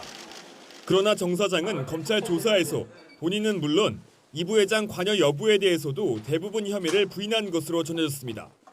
앞서 삼성 측은 분식회계와 콜옵션 재매입 등이 논의된 것으로 알려진 이 부회장과 계열사 사장과의 통화, 그리고 지난해 5월 10일 이뤄진 회의에서 삼성 바이오로직스에 대한 경영 사안을 논의했을 뿐 회계 처리 문제는 보고되지 않았다고 이 부회장과의 연관성을 부인해왔습니다. 앞서 검찰은 증거인멸에 관여한 혐의로 삼성전자 부사장 3명 등 삼성 관계자 8명을 구속했습니다. 검찰은 정 사장의 조사 내용을 검토한 뒤 추가 조사와 구속영장 청구 여부를 결정할 방침입니다. YTN 박기환입니다. 강간치상 혐의로 기소된 윤중천 씨의 공소장에는 권총으로 여성을 위협한 정황까지 담겨 있습니다. 김학의 전 법무부 차관은 윤 씨가 여성을 위협한 뒤 성관계하는 현장에 함께 있었는데도 공범은 아니라는 검찰의 판단을 놓고 논란이 계속되고 있습니다. 조성호 기자입니다. 윤중천 씨는 연예인이 되고 싶다는 피해 여성과 2006년 여름 처음 알게 됐습니다. 강원도 원주 별장 등지에서 여러 차례 강제로 관계한 뒤 촬영한 동영상을 퍼뜨리겠다며 협박도 일삼았습니다. 2007년 가을쯤에는 지인에게 빚 독촉을 받자 별장에 있던 권총을 들고 여성을 겨누며 겁을 줬고 이후에도 흉기 등으로 여러 차례 위협하고 폭행했습니다. 검찰은 여성이 이런 위협과 성폭행에 시달리면서 김학의 전 차관과의 성관계도 강요받았다고 공소장에 적시했습니다. 윤 씨가 법조계에 엄청나게 힘이 센 검사니 잘 모시라며 소개했다는 겁니다. 윤 씨가 여성을 성폭행하는 현장에 김 전 차관이 있던 사실도 구체적으로 확인됐습니다. 2007년 11월 서울 역삼동 오피스텔에서 여성이 심리적으로 저항할 수 없는 상태에서 두 사람과 동시에 관계를 맺었다는 겁니다. 다만 검찰은 여성이 김 전 차관에게 직접 폭행이나 협박을 당한 사실이 없다고 진술했고 여성이 처한 상황을 김 전 차관이 몰랐다는 이유로 윤 씨와 성폭행 공범이 아니라고 판단했습니다. 김 전 차관이 이 여성과 맺은 6차례 성관계를 포함해 모두 13차례 성접대를 받은 범죄 사실을 뇌물 혐의에만 포함했습니다. 하지만 피해 여성과 시민단체들은 윤 씨의 폭행과 협박을 김 전 차관이 몰랐을 리 없다며 반발하고 있습니다. 당시 여성이 울며 저항하고 윤 씨가 욕설하는 것을 김 전 차관이 목격했다는 진술을 검찰이 무시했다는 겁니다. 김학의를 합동강간치상이 아니라 뇌물죄로 기소한 것은 사건의 본질을 결국 호도하는 것이 결과가 된다고 보는 것이고 성폭력 사건에 대해서 면죄부를 주겠다는 것으로 보여집니다. 사건이 불거진 지 6년 만에 억대 뇌물 혐의로 기소된 김 전 차관의 재판은 다음 달 4일부터 시작됩니다. YTN 조성호입니다. 지난 3월 가수 정준영의 성관계 동영상 사건이 불거지면서 일부 여성 연예인들이 악성 소문에 시달렸습니다. 동영상 속 당사자라는 내용이었는데 이런 허위 사실을 처음 퍼뜨리고 퍼나른 누리꾼들이 붙잡혔습니다. 송재인 기자입니다. 정준영 동영상 의혹이 제기됐던 지난 3월, 불법 촬영물에 등장한 여성 연예인 명단이란 지라시가 인터넷에서 급속도로 퍼졌습니다. 실명이 거론된 아이돌과 배우 12명 가운데 일부는 실시간 검색어에 올랐습니다. 그런 여자 연예인들이 그런 행동을 할 거라고 전혀 생각하지 않았더라도 그런 뭔가 문서나 파일 같은 거를 접하면 그럴 수도 있나? 하고 이제 소속사 측은 허위사실 유포자를 찾아 처벌해달라며 경찰에 고소했습니다. 수사 결과 소문의 발원지는 유명 커뮤니티 DC인사이드와 일간베스트 저장소였습니다. 최초 유포자는 38살 강모 씨 등 2명. 누리꾼들의 관심을 끌려고 정준영과 같은 예능 프로그램이나 뮤직비디오에 출연한 여성 연예인들의 이름을 올렸습니다. 당시에 정준영 관련 내용이 이슈가 되고 많은 뉴스가 나오고 하니까 거기에 대해서 큰 죄의식 없이 단순히 사람들에게 공유하고자 하는 마음으로 경찰은 이렇게 꾸며진 정준영 리스트를 적극적으로 퍼뜨린 5명도 함께 찾아냈습니다. 허위 사실을 메신저와 SNS 등으로 퍼나르기만 해도 처벌받기 때문입니다. 인터넷상에서 공연히 거짓을 적시해서 명예를 훼손하면 7년 이하의 징역 또는 5천만 원 이하의 벌금 등에 처해질 수 있습니다. 재미삼아 꾸민 거짓 글이 대중의 호기심을 자극하며 급속도로 퍼진 사이 피해자들은 씻을 수 없는 상처를 입었습니다. 경찰은 정보통신망법상 명예훼손 혐의로 최초 유포자인 강 씨 등 7명을 불구속 입건했습니다. YTN 송재인입니다. 한국 남자 축구 사상 첫 피파 주간대회 결승 진출의 역사를 쓴 우리 젊은 선수들 꼭 우승하고 한국으로 돌아오고 싶다는 포부를 밝혔습니다. 직접 들어보시겠습니다. 지금 이 순간이 현실인가 싶기도 하고 정말 너무 꿈 같아요. 정말 뭐 소감 말할 것도 없이 진짜 제 인생에서 너무 기쁘고 너무 진짜 행복한 순간인 것 같아요. 그리고 제가 하고자 하는 목표가 있었는데 그에 거의 도달을 해서 너무나 기쁜 것 같아요. 아무리 경기장 내에서도 조금 위험한 상황이 많이 있어도 저희는 지킬 거라는 믿음이 있고 저는 항상 이 팀을 믿었어요. 코치님들, 감독님들, 코칭 스태프분들도 그렇고 형들도 진짜 능력이 있는 분들이고 진짜 좋은 선수들이어가지고 결승전에서는 또 저희 팀 모두가 벤치에 있는 선수들이나 코칭, 감독 전부 다 한 팀이 돼서 마지막 이제 한 경기니까 꼭 우승하고 돌아오고 싶어요. 정부가 수출 부진을 벗어나기 위해 5대 소비재를 수출 유망 품목으로 집중 육성하기로 했습니다. 오늘 오전 세종 정부청사에서 열린 경제활력대책회의에서는 그동안 수출 부진 속에서도 견고한 성장세를 이어온 5대 소비재 수출을 정책적으로 지원하는 내용을 담은 소비재 수출 활성화 방안이 확정됐습니다. 지원 대상인 5대 소비재는 화장품, 패션, 의류를 비롯해서 생활 유아용품과 의약품, 농수산식품 등으로 수출을 더욱 활성화하기 위해서 소비재 특화 무역금융과 수출 마케팅 지원이 강화됩니다. 특히 이들 소비재에 대한 무역보험 지원 규모를 지난해 4조 8천억 원이던 것을 67% 늘어난 8조 원으로 확대하고 수출보험 할인율도 기존 25%에서 35%로 높이기로 했습니다. 홍남기 부총리 겸 기획재정부 장관의 말을 직접 들어보시겠습니다.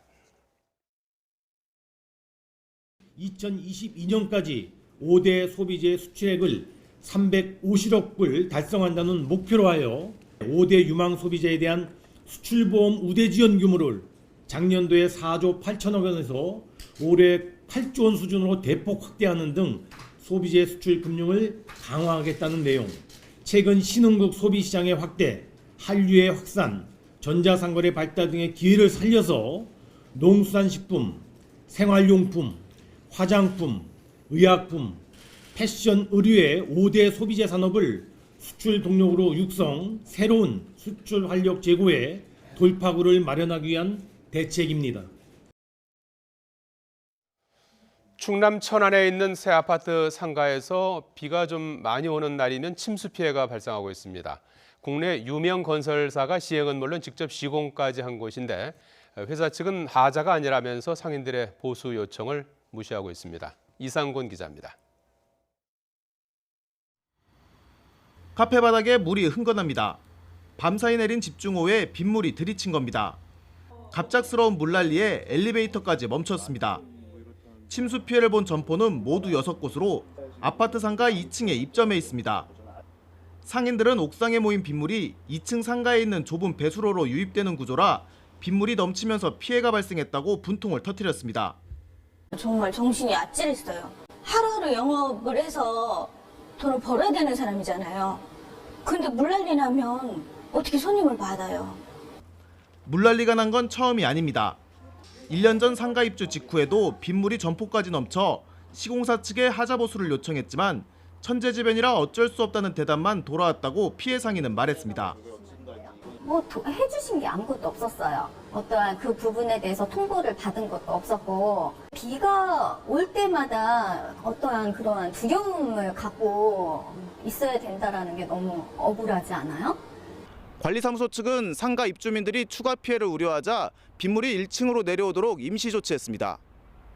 배관 구조도 일단은 그게 좀 감당하기 좀 버거운 구조였고요. 그 면적에 비해서 이제 물 나가는 트렌치 폭도 적고 트렌치 공사도 다 미완료인 상태였고. 주민들 요구에 귀를 막았던 시공사 측은 취재가 시작된 시점에 개선 공사를 진행하겠다며 태도를 바꿨습니다. 하지만 관리 부실 문제이지 하자가 아니라고 주장하고 있습니다. 비만 좀 많이 왔다 하면 빗물이 넘치는 새로 지은 아파트 상가. 하자 보수 문제를 두고 제때 조치가 이루어지지 못하면서 애꿎은 상인들만 피해를 봤습니다. YTN 이상곤입니다. 미군 기지 반환이 속속 이뤄지면서 기지 내 환경오염 논란이 끊이질 않고 있습니다. 부산의 한 미군 기지에서는 1급 발암물질인 다이옥신이 소량 검출됐는데 반환한 지 4년이 지났지만 정부 부처끼리 서로 책임을 미루면서 정화 조치가 늦어지고 있습니다. 황선욱 기자입니다. 부산 시내 한복판에 있는 반환된 미군 기지입니다. 미군 부대가 물자 재활용 유통사업소로 쓰다가 2006년 폐쇄한 뒤 2015년 반환한 곳입니다. 아스콘과 폐콘크리트 같은 특수 폐기물이 곳곳에 쌓여 있습니다. 지난해 환경부 조사 결과 기지 내 곳곳에서 소량의 다이옥신이 검출됐습니다. 조사한 48곳 가운데 7곳에서 자체 정화 기준 100피코그램을 초과했고 최고 537피코그램이 검출된 곳도 있습니다. 소량이냐 이게 아니라 이 다이옥신은 출처가 뭐냐. 그러니까 지금 고엽제인지 PCB인지 모른다는 얘기죠. 이 지점이 저는 되게 중요하다고 보고 오염된 토양의 정화 책임을 맡은 한국농어촌공사는 다이옥신이 검출되긴 했지만 지하수 오염은 없는 것으로 확인됐다고 밝혔습니다. 다이옥신은 1m 이내, 중금속 1.5m 이내에 다 분포를 하고 있어서 지하수위는 다 그 밑에 있는 것이죠. 그래서 지하수를 통해서 주변에 확산될 영향은 거의 없다고 보시면 되고요. 다이옥신 외의 일부 지역에서는 중금속과 유해 기름 성분인 석유계 총탄화수소 TPH도 기준치를 초과한 것으로 나타났습니다. 농어촌공사는 다음 달부터 정화 조치에 착수해 2030년까지 오염물질 정화를 완료하겠다고 밝혔습니다. 정화 조치가 늦어진 것은 국방부와 국토교통부가 80억 원의 정화 비용을 놓고 서로 관할 다툼을 벌였기 때문입니다. 다이옥신이 공기 중에 퍼지는 것을 막기 위해 정화 조치 중 가림막을 치겠다고 하지만 부근 주민들은 불안감을 떨치지 못하고 있습니다.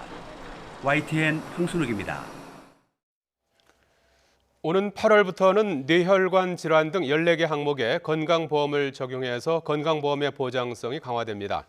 보건복지부는 뇌혈관 질환 등 14개 항목의 보험 기준을 8월부터 확대하는 내용의 고시 개정안을 행정예고한다고 밝혔습니다. 급성 허혈 뇌졸중에서 혈전 제거술은 기존에 8시간 이내에만 건강보험이 적용됐지만 앞으로는 증상 발생 24시간 이내로 확대됩니다. 뇌동맥류에서 코일이 빠지지 않게 막아주는 방추형 스텐트는 기존에는 구경 기준을 충족한 경우에만 인정됐지만 앞으로는 해당 기준을 삭제해서 필요한 경우 모두 사용할 수 있도록 했습니다.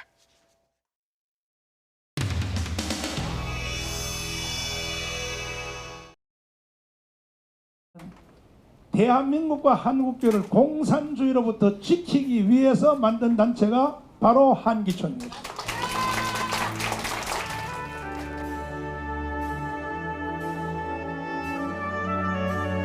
한기총의 그 의무와 도리를 다하기 위해서 저는 애국운동을 할 수밖에 없고 올 연말까지 반드시 문재인 대통령은 하야하십시오. 이것은 사람의 명령과 동시에 주님의 명령입니다.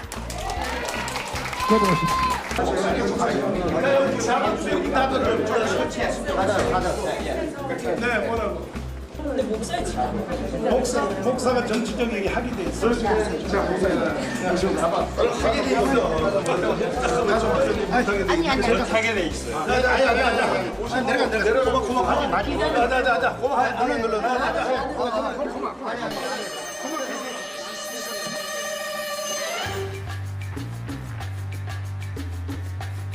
이것은 사람의 명령과 동시에 주님의 명령입니다. 자, 정광훈 내려와라. 내려와.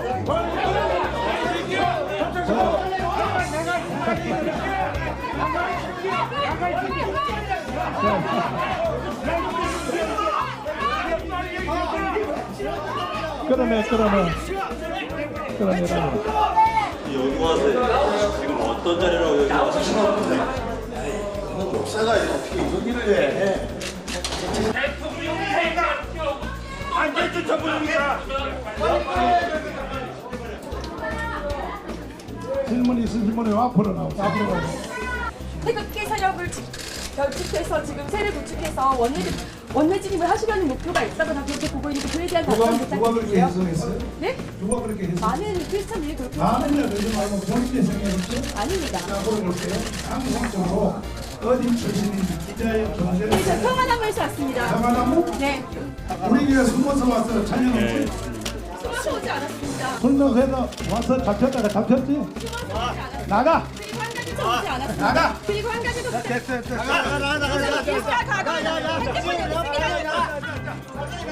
핸드폰 줬다면서 핸드폰!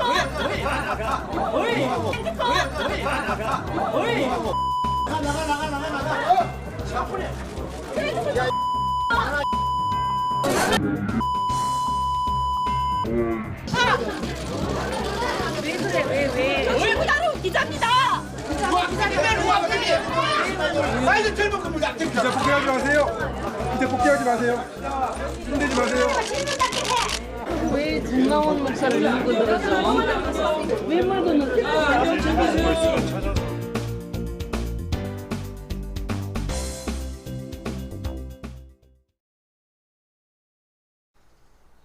건강이 가득한 집.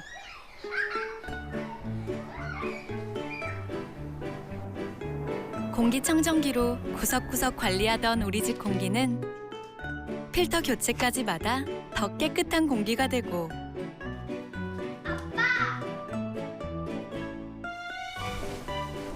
건조기로 먼지까지 없애주던 우리 집 빨래는 안심 필터까지 받아 더 청결한 빨래가 되고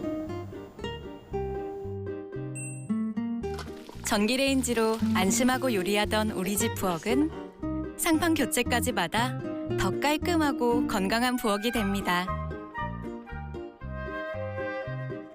건강관리 가전, 케어 솔루션을 만나 우리 집을 더 건강하게 만듭니다. 365일 가족의 건강을 책임지는 LG전자 건강관리 가전.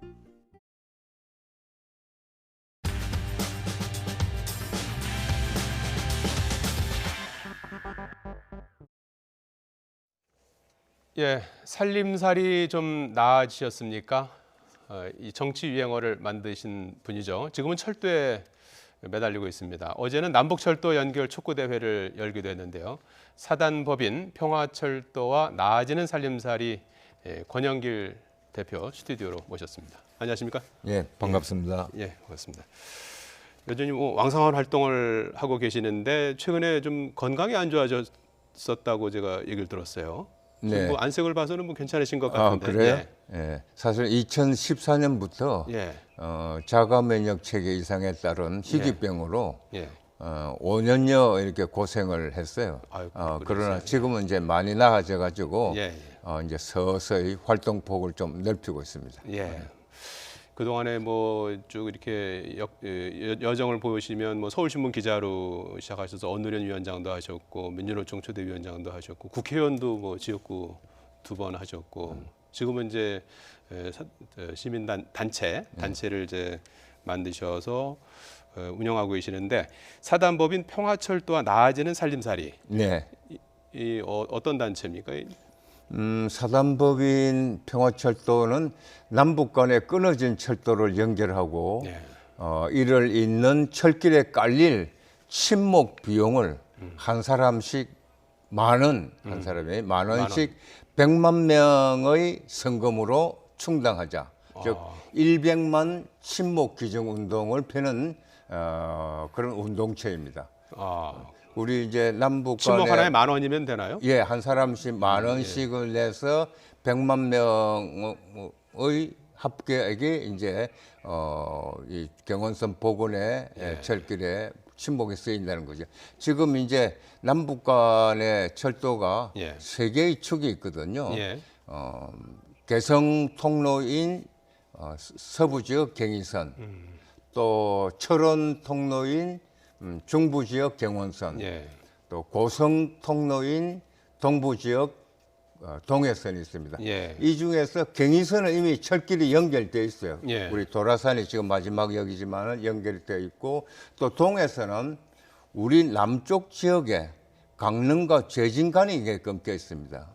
그러니까 남북 간에 합의 없이 언제든지 이을 수 있는 거죠. 그런데 경원선은 지금 끊겨져 있습니다. 남쪽의 종착역이 백마고 지역이고 북쪽의 종착역이 평강역입니다. 그러니까 이 평강과 백마고지가 30km를 이으면은 경원선이 복원되는 겁니다. 그래서 조금 전에 말씀드렸던 대로 이 경원선 복원에 쓰일 친목을 국민의 성금으로 충당하자. 한 사람이 10,000원씩 내는 100만의 힘으로 충당하자 하는 것이죠.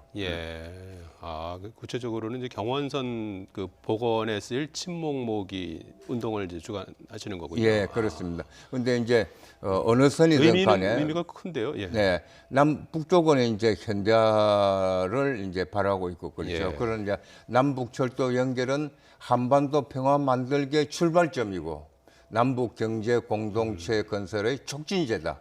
그래서 남북 철도 연결은 꼭 이루어야 되고 이루어질 그런 사업입니다. 친목에 뭐 이렇게 성금을 낸 10,000원씩 낸 사람들 뭐 이름을 새겨주거나 뭐 그런 것들도 부수적으로 이루어지는 건가요? 그렇습니다. 그러니까 100만 명이 10,000원씩 내면은 100억이지 않습니까? 그러니까 50억은 경원선 그 친목에 들어가고 50억은 문재인 대통령께서도 말씀하신 통일특구 안에 거기에 역사적 기념물로 만드는데 거기에 쓰일 것이죠. 그러니까 이 평화철길은 누구누구의 기증으로 이루어졌습니다 하는 우리 후대에 역사적으로 남기는 그런 기념 조형물 만드는데 반은 쓰게 될 겁니다. 그렇군요. 지금 그 이 단체가 만들어진 것이 작년 3월이잖아요. 예, 그렇습니다. 그러면 그 동안에 이제 남북 관계라든지 이런 이제 흐름하고 같이 이제 이게 맞물려 가는 걸 텐데 어느 정도 지금 진행이 되고 있는 건가요? 남북 관계에 따라서 조금의 변화는 겪죠. 그런데 남북 철도 연결 운동 이것이야말로 크게 바뀌지 않습니다. 그러니까 관심과 호응도가 매우 높습니다. 이 남북 철도 연결 운동은 진보 보수 가릴 것 없이 남녀노소 누구나 반기고 있습니다.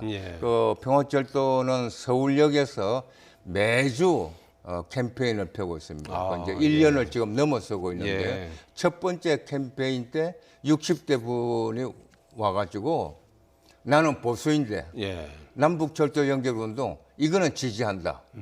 꼭 돼야 된다. 열심히 하라고 격려한 바가 있습니다. 그만큼 이 남북철도 연결운동은 누구나부터 환영받고 있습니다. 그럼에도 불구하고 이 개성공단 또 금강산 재가동 이것과 함께 남북 제재에 묶여가지고 한 걸음도 못 나가고 있습니다. 예. 그래서 금강산 재개, 또 개성공단 재가동, 남북철도 연결은 대북 제재와 관계없이 꼭 이루어져야 한다고 해서 어제 이제 촉구하는 결의대도 열었습니다. 지금 단계에서는 일단 그런 그 캠페인 위주로 매주 활동을 하고 계시는 그런 상황인데요. 어제 촉구대에서는 어떤 얘기들이 좀 나왔습니까? 어제는 개성공단 입주 업체 대표, 또 금강산에 있는 우리 사업체 대표들, 또 그 외 남북 경협에 참여한 여러 업체들이 있습니다. 그래서 그 세 단체 또 남북철도 우리 평화철도의 대표들이 나와서 실상을 국민들께 이렇게 알리고 했습니다. 사실 피눈물 나는 그런 이야기였죠. 개성공단이 폐쇄되고 난 이후 기업체들이 파산 상태에 이래가지고 지금 정말 이 위기 상황에 이렇게 빠져 있습니다. 그래서 어제 각 업체 대표들이 개성공단, 금강산 오이사 조치 이것만을 해제해달라. 또 남북철도 연결 운동은 우리 한국민의 염원이다 하는 뜻을 모아서 결의문을 채택을 했습니다. 북미 관계 뭐 대화 조짐도 조금씩 지금 있는 오늘 나오는 뉴스들을 보면은 이제 조금 그런 조짐도 지금 보이고 있고 이제 긍정적인 그런 신호들이 지금 보이고 있는 그런 상황인데요. 근데 반대로 이런 남북 철도 연결 운동이라고 그럴까요? 이런 사업을 통해서 이런 주변 분위기를 바꿀 수도 있다고 보십니까? 그렇습니다.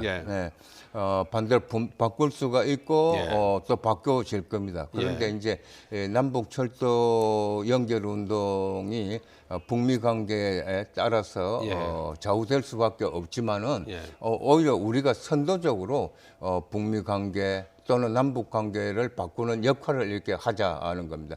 조금 전에 말씀드렸던 것처럼 어제 개성공단 또 금강산 또 남북경협 대표들이 모여가지고 실상을 이렇게 알렸습니다. 그래서 평화철도 대표가 미국을 가서 미국 국회, 미국 정부 또 유엔에 조금 전에 말씀드렸던 개성공단 재가동, 금강산 관광 재개, 남북철도 연결만큼은 이건 대북 제재에 해당될 상황이 아니다. 이게 오히려 대남 제재가 됐다. 해결해 주십시오. 해제해 주십시오. 하는 그런 운동도 펴고 또 상황이 되면은 제가 북측에도 평화철도 남북철도 연결 운동의 의미와 의의에 대해서 알리고 함께 이렇게 협조를 해나갈 수 있는 바탕을 이루고자 하는 그런 생각을 갖고 있습니다. 일반 국민들로부터 이제 친목에 들어갈 비용을 이제 10,000원씩 조달해서 100억 정도를 이제 모으신다고 하셨는데 이제 정부 예산으로 이제 사실은 이제 충당할 수 있는 액수인데 그럼에도 불구하고 이제 민간 차원의 이런 운동을 하는 이유는 뭐라고 봐야 되는 겁니까? 예산으로 보면은 이 지금 100억은 극히 점 하나에 불과하죠. 큰 돈은 아니죠. 이것은 국가 예산 또 공적 예산 나가서 국제 컨소시엄으로 이렇게 풀어야 될 문제입니다. 그럼에도 불구하고 평화철도가 100만 명 친목 기증 운동을 펴는 것은 이 100만의 힘과 지혜가 모일 때 남남 갈등의 문제가 해결된다는 겁니다. 남북 관계에서 가장 걸림돌 중의 하나는 바로 북한 퍼주기에 따른 남남 갈등입니다. 그런데 100만의 힘이 모이면은 이 부분이 해소가 될 것이다. 그래서 저희는 또 액수의 문제가 아니라 상징적인 힘을 발휘할 그런 100만 명 친목 기증 운동을 이렇게 펴고 있는 겁니다. 그런 이제 의미도 이제 있고요. 남북 철도 연결과 관련해서 경제적인 효과는 어느 정도 좀 가늠할 수 있을까요? 구체적으로 뭐 밝히기는 어렵습니다만 한국교통연구원이 이렇게 발표한 바에 따르면은 경의선 현대화 하나만으로도 년간 140조 원의 경제적 효과를 거둘 수 있다고 이렇게 보고 있습니다. 예. 경의선 캔데어라고 하는 것은 말하자면 지금 우리 KTX와 같은 고속화를 의미하거든요. 예. 북쪽 철결이 지금 많이 낙후돼 있고 그렇지 않습니까? 이것을 현대화할 때 그런 큰 효과를 거둘 수 있다. 그래서 경제적 성과 효과는 오히려 남쪽이 대부분 얻는 것이기 때문에 예. 이것을 북쪽 부족이 눈으로 이렇게 보지 말라 하는 것이죠. 지금 어느 정도 진척이 돼 있나요? 지금 남북이 철도 연결하는 데는 합의를 한 상태죠. 그리고 착공시까지 지금 한 그런 이제 상황이고 거기서 이제 중단된 더 이상 뭐 진도가 안 나가는 그런 상황인가요? 네, 그렇습니다. 예. 이 문재인 대통령과 김정은 위원장의 판문점 회담, 또 이어진 평양 회담에서 사실 내용적으로는 남북 철도 연결이 가장 중요하게 다루고 합의가 되었습니다. 그리고 연결하자고 이미 발표도 하지 않았습니까? 그리고 이제 공동 조사를 했고 지난해 12월에는 착공식까지 했죠. 그 착공식도 사실 어렵고 공동 조사도 우여곡절을 겪은 끝에 실시되었습니다. 어쨌든 착공식까지 했는데 지금 한 걸음도 못 나가고 있거든요. 오늘 여러 차례 강조해서 말씀드렸습니다마는 바로 대북 제재의 틀 때문에 그렇습니다. 그래서 이 문제를 푸는 것이 가장 선결적인 문제다. 해서 평화철도의 운동도 이 대북 제재 해제에 상당한 거의 방점을 두고 강조를 하고 있습니다. 예, 지금 북한 쪽의 철도 상황은 어떤 걸로 지금 파악이 되고 있습니까? 공동조사도 지금 했는데요. 공동조사 했지 않습니까? 거기서 이제 갔다 온 분들 이야기하면은 생각했던 것보다는 전망적이 아니다. 낡았기는 했지만은 기본적인 틀은 갖고 있다 하는 겁니다. 그러나 이것을 고속화한다든지 하려면은 상당한 예산과 그러니까 이 시일이 필요로 하는 겁니다. 예, 일각에서는 통일된 뒤에 분위기가 훨씬 더 좀 좋아진 뒤에 남북철도를 연결하는 게 낫지 않느냐 이런 얘기도 하는 것 같은데요. 여기에 대해서 어떻게 생각하십니까? 그렇게 말씀하는 분이 있죠. 그러니까 북한 붕괴되고 난 다음에 통일되고 난 다음에 하자는 겁니다. 그런데 북한 붕괴에 관해서 좀 말씀을 드리겠습니다. 북한은 붕괴되지도 않고 붕괴시켜서도 안 됩니다. 북한 붕괴는 현 상황에서 재앙이고 지옥입니다. 북한을 붕괴하는 수단은 두 가지가 있을 겁니다. 무력 그리고 경제적 압박입니다. 무력은 바로 전쟁을 의미하거든요. 전쟁이 일어나면은 남북 간의 전쟁이 일어나면은 우리 한국 국민들 150만의 국민이 순간적으로 순식간에 사망하게 이른다는 그런 이 결과가 나오고 있습니다. 조사가 150만이 죽는 전쟁을 우리가 받아들일 것인가? 이거 안 되는 것 아닙니까? 그다음에 경제적 압박에 의한 것, 그거 될 수 있다고 보고 지금 핵 문제 해결하기 위해서 대북 압박을 가하고 그러고 있거든요. 북한은 이 경제적 압박에 굴복하지 않는다. 우리는 북한을 잘 봐야 됩니다. 북한 바로 보기가 필요한데 북한은 김일성의 나라입니다. 위대한 수령 김일성 동지는 영원히 우리와 함께 계시다는 것, 이 구호는 구호가 아니라 실제적으로 생활을 했습니다. 그거 말하면 김일성의 나라는 것은 자주를 제일 먼저 강조하거든요. 경제적 압박에 굴복해서 한다. 이것은 바로 나라가 무너지는 거기 때문에 절대로 그럴 바에는 더 다른 정말 상상을 할 수 없는 그런 걸 행동을 하게 되는 것이죠. 즉 전쟁으로 나아갈 수가 있다. 그렇기 때문에 어떤 것이든지 붕괴는 되지도 않는다. 따라서 가장 중요한 것은 뭐냐? 대화와 협상을 통한 이런 경제 공동체 건설이다.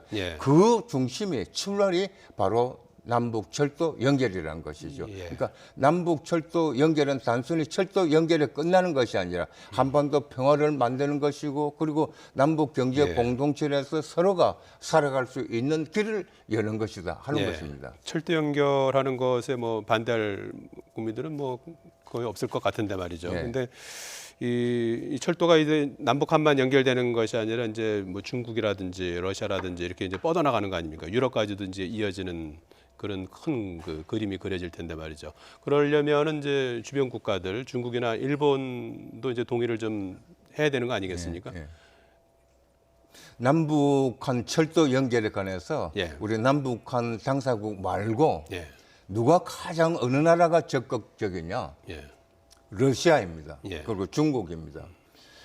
지난 4월에 김정은 푸친 정상회담 때 푸친 대통령이 러시아 교통부 장관 철도 책임자를 배석시켰습니다. 그 뭘 말해주고 있느냐? 푸친 대통령의 러시아와 한반도 철도 연결 현대화에 대한 강력한 의지를 말해주고 있습니다. 푸친 대통령은 김정일 위원장 때, 국방위원장 때 이미 러시아, 북한 간에 합의를 이끌어냈습니다. 러시아와 북쪽 그리고 한반 남쪽까지 이르는 철도를 현대화시키자는 합의를 이끌어내서 발표된 바도 있습니다. 어쨌든 러시아가 가장 바라고 있습니다. 그래서 푸틴은 이명박 박근혜 정부 때 두 대통령에게 여러 차례에 걸쳐서 북쪽은 내가 설득시켰지마.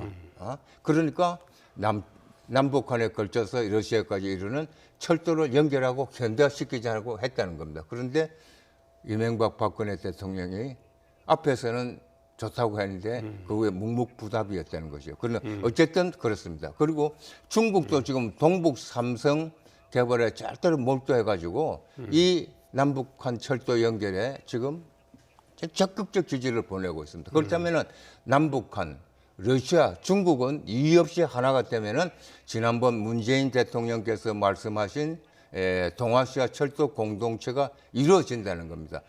동아시아 철도 공동체에 대해서 여러 가지 비판적인 이야기도 있었습니다만은 러시아와 중국과 남북한이 하면은 일본이 참여 안 할 수가 없거든, 참여. 그럼 미국의 태도도 바뀔 것이다. 그렇게 될 때 오늘날 유럽 연합이 50년대의 철강 공동체에서 출발했던 것처럼 지금 남북한 철도 연결 동아시아 철도 공동체가 아시아의 경제와 말하자면 평화를 만들어내는 그런 체제가 될 것이고 나아가서 동북아 집단 안보 체계까지도 될 것이다. 일각에서는 그 경제 어렵고 국내에 뭐 산적한 현안들도 많은데 왜 이렇게 북한에만 이제 집중하느냐 이런 지적도 있거든요. 거기에 대해서는 어떻게 생각하십니까? 그런 이야기 많죠. 경제가 어렵기 때문에 바로 남북 철도 연결해 해야 된다. 경제가 어렵기 때문에 남북 경제 공동체를 건설해야 된다는 겁니다. 지금 한국 경제는 완전히 한계점에 달아 있습니다.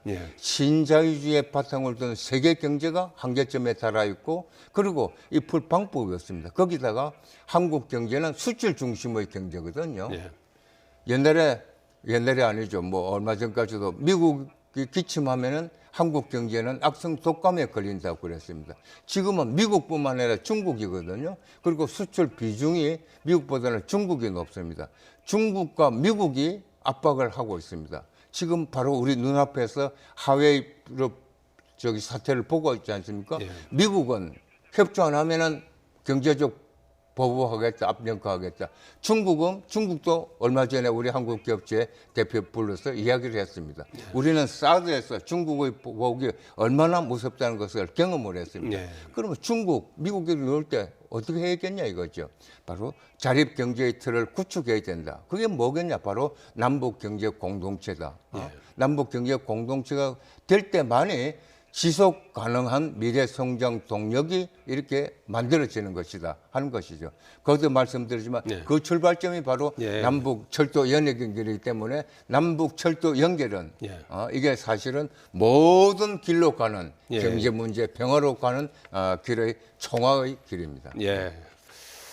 아무쪼록 그 남북 철도가 조만간 빨리 연결이 되고 또 친목 국민 모두가 참여하는 그런 참여에 많은 분들이 좀 참여할 수 있기를 기대해 보겠습니다. 건강하시고요. 고맙습니다. 예, 지금까지 사단법인 평화철도와 나아지는 살림살이 권영길 대표였습니다. 고맙습니다. 예, 고맙습니다. 네.